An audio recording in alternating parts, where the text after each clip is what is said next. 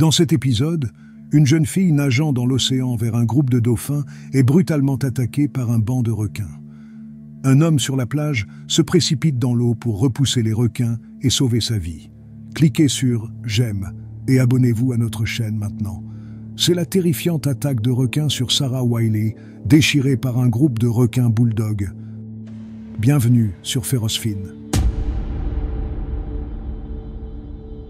La plupart des gens savent que lorsqu'ils se baignent en Australie, ils doivent toujours être sur leur garde vis-à-vis de certains animaux à l'affût de leur prochain repas. Il y a certaines espèces dont il faut particulièrement se méfier, notamment le requin-tigre, le grand blanc et le requin bulldog. Ces trois espèces sont responsables de 96% de toutes les attaques non provoquées et mortelles en Australie. C'est pourquoi les gens évitent généralement les zones où ces requins sont présents et prennent des précautions pour ne jamais rencontrer l'un de ces animaux. Malheureusement, des accidents peuvent survenir et les personnes peuvent se retrouver dans des situations sans issue. Sarah Wiley l'a appris à ses dépens en 2006 lorsqu'elle a été encerclée par des requins bulldogs affamés. En 2006, Sarah Wiley, âgée de 21 ans, a décidé de faire une sortie à la mer avec quelques amis de l'église.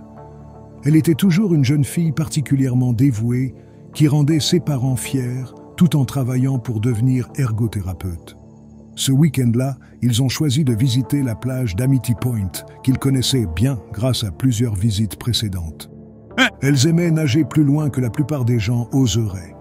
L'idée d'un précipice pur, juste en dessous d'elles, et des profondeurs extrêmes les excitait encore plus. Régulièrement, elles s'aventuraient dans le Rainbow Channel, ce qui leur permettait d'être seules dans l'eau. Mais ce jour-là, elles voulaient rester un peu plus près du rivage. Le temps avait été assez orageux ces derniers temps, agitant la mer avec du sable et des débris, la rendant plus trouble et intimidante qu'à l'habitude. Mais les filles ne se sont pas laissées intimider. Elles auraient pourtant dû. Sans le savoir, les filles nageaient directement dans une zone où des requins affamés attendaient leur prochaine proie. Le temps orageux avait provoqué un fort afflux d'eau douce, augmentant le volume d'eau. Cela rendait la transition du banc de sable aux eaux plus profondes beaucoup plus abrupte qu'à l'habitude, attirant les requins qui chassaient à cet endroit. L'endroit qu'elle souhaitait explorer était également prisé par les pêcheurs qui jetaient alors les restes de leur prise à l'eau, sang et entrailles qui attiraient les requins. Des lignes de tambour étaient également installées autour du Rainbow Channel, une méthode pour éloigner les requins des zones de baignade animées en utilisant des appâts sur des hameçons, semblable à une énorme ligne de pêche, piégeant ainsi les requins potentiellement dangereux à proximité de ces lignes et en attirant d'autres avec l'appât. Le groupe décida d'aller nager en début de soirée, espérant pouvoir vivre le coucher de soleil depuis l'eau. La plage était relativement déserte. Seulement quelques familles jouaient dans le sable avec leurs enfants. Au début, ils sont restés principalement dans les eaux peu profondes, mais ont décidé après un moment de nager un peu plus loin. Sarah et 3 de ses amis étaient à environ 15 mètres du rivage. Ils bavardaient et nageaient pendant un certain temps, essayant de se maintenir sur les vagues agitées. L'eau était encore assez claire et ils pouvaient regarder loin en dessous d'eux, fascinés par les poissons qui nageaient sous leurs pieds. Après un moment, Sarah a voulu aller plus loin. Au loin, elle pouvait voir un groupe de dauphins et était curieuse de voir jusqu'où elle pouvait s'approcher, espérant que les dauphins viendraient plus près d'elle. Elle a continué à nager dans les eaux profondes du Rainbow Channel, passant devant les drumlines et dans des zones d'eau plus sombres. Sarah était à environ 5 mètres de ses amis et avait l'intention de nager plus loin, quand soudainement, elle fut tirée sous l'eau. Avant de réaliser qu'elle ne pouvait plus respirer, Sarah ressentit une douleur lancinante dans sa jambe. Une douleur profonde et brûlante qui lui enleva toute conscience de son environnement. Elle essaya de repousser ceux qui la mordaient et causaient cette douleur, mais c'était trop fort. Elle a tenté de frapper, puis elle a ressenti une douleur encore plus atroce dans son bras. En essayant de retirer son bras, elle s'est rendue compte qu'une partie de celui-ci manquait. Par instinct, elle a lutté pour sa vie. Alors qu'un requin avait sa jambe solidement dans sa mâchoire et qu'un autre essayait de la déchirer morceau par morceau. Avec le bras qui lui restait, elle a essayé de frapper, seulement pour ressentir à nouveau la douleur, quand ce bras a également été saisi par un requin. Soudainement, Le requin a lâché sa jambe et elle a réussi à revenir à la surface. Son sang a teinté l'eau autour d'elle, rendant presque impossible de voir quoi que ce soit. Sa conscience commençait à s'évanouir, mais elle a réussi à lancer un cri qu'elle savait attirer l'attention de ses amis. « Requin !» Ils se sont retournés vers elle, pensant d'abord qu'elle plaisantait. Mais quand ils ont vu le sang couler des endroits où ses bras auraient dû être et l'expression d'horreur sur son visage, ils ont su que quelque chose d'horrible s'était passé. Josiah Tupelo a entendu les cris depuis la plage et a agi immédiatement. Il avait passé la journée avec sa femme et ses 5 enfants sur la plage. Quand il a entendu le cri désespéré de Sarah, il a su que quelque chose n'allait pas. Même si elle plaisantait à propos des requins, son cri révélait une vraie peur et indiquait qu'elle avait besoin d'aide. Sans hésitation, Josiah s'est précipité dans l'eau infestée de requins et a nagé aussi vite qu'il le pouvait vers la jeune femme. Il n'avait jamais été confronté à un requin, mais il avait entendu dire qu'on pouvait les repousser à coups de pied ou de poing. C'était son plan. Il devait juste atteindre Sarah avant que les requins ne reviennent pour en finir avec elle.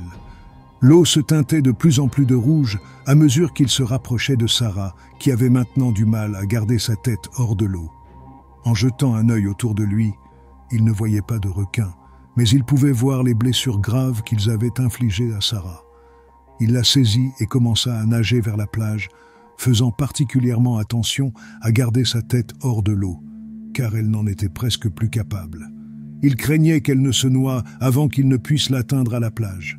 Les 15 mètres jusqu'à la sécurité de la plage lui semblaient interminables. Le sang de Sarah les entourait tous les deux et sortait de son corps à une vitesse alarmante. Josiah ne pouvait penser qu'à une chose, comment son sang pourrait attirer à nouveau les requins. Mais ce qui s'est passé ensuite ressemblait à une scène d'un film Disney. Les dauphins vers lesquels Sarah avait nagé les ont entourés et les ont protégés des requins en embuscade. Ils formaient une barrière que les requins ne pouvaient franchir. Après une nage qui a semblé durer une éternité, ils ont finalement atteint la plage. Et Josiah a tiré Sarah hors de l'eau. Sarah était désormais à l'abri des requins, mais ses blessures continuèrent de menacer sa vie. Les personnes présentes sur la plage ont immédiatement tenté de panser les blessures de Sarah afin d'arrêter l'hémorragie qui s'échappait de ses bras. Ils pouvaient voir à quel point ces blessures étaient graves. Les requins lui avaient arraché les mains, laissant des plaies massives et béantes sur sa cuisse droite et son torse. Il ne pouvait qu'essayer de continuer à lui parler et de la maintenir consciente, mais elle a rapidement dérivé. Toute cette épreuve a eu un impact considérable sur son corps. Elle a été transportée sur une civière et les sauveteurs ont dû se battre dans le sable fin qui se dérobait sous leurs pieds. Lorsqu'ils ont enfin atteint leur véhicule, ils l'ont conduite sur 2 kilomètres jusqu'à l'hôpital local. Malheureusement, il n'y avait pas l'équipement nécessaire pour lui sauver la vie, et un hélicoptère a été appelé pour la transférer à l'hôpital Princess Alexandra de Brisbane. Bien qu'elle soit arrivée à l'hôpital dans l'heure suivant l'attaque, elle avait déjà perdu trop de sang. Malheureusement, Sarah est décédée à l'hôpital d'un choc hypovolémique. Alors que Josiah était célébré comme un héros qui avait risqué sa vie pour sauver une inconnue, d'autres ont commencé à traquer les requins responsables. Il a été constaté que Sarah avait été attaquée par plusieurs requins taureaux pendant les mois d'été. Cette espèce chasse souvent en groupe. Ils étaient très répandus dans le Rainbow Channel et les drumlines avaient été spécialement aménagés pour capturer les requins taureaux. Les spécialistes étaient d'accord pour dire qu'il s'agissait très probablement du requin taureau, car ils sont particulièrement agressifs et patrouillent souvent dans les eaux peu profondes pour trouver leur proie. Il a été constaté que les drumlines n'avaient pas protégé la zone comme elles étaient censées le faire, bien que les nageurs ne soient pas non plus censés nager aussi loin que Sarah l'a fait. Malgré cela, des recherches ont été lancées pour trouver les requins, mais rien n'a été trouvé. Tout. Ce qui restait à la famille de Sarah était d'enterrer leur fille. Josiah a reçu une médaille de bravoure du gouverneur du Queensland, Quentin Bryce, et se souvient de cet événement tragique comme si c'était hier. Il est convaincu qu'elle s'est battue avec courage, ce qui est la raison pour laquelle les requins lui ont coupé les mains et qu'elle a tenté de survivre de toutes ses forces. En souvenir de la Sarah que Dieu lui a prise, Josiah a appelé son 6e enfant Sarah. Bien que les requins taureaux soient généralement des chasseurs solitaires et ne chassent pas typiquement en meute, il n'est pas rare que plusieurs requins taureaux se trouvent dans une même zone, en particulier dans les régions où les sources de nourriture sont abondantes. Dans de telles situations, ils peuvent se faire concurrence pour la nourriture et attaquer la même proie. Mais ils ne chassent pas ensemble de manière coopérative, comme le font les loups ou les lions. Néanmoins, il arrive parfois que des personnes soient attaquées simultanément par plusieurs requins, ce qui augmente la probabilité que la victime rencontre un destin tragique.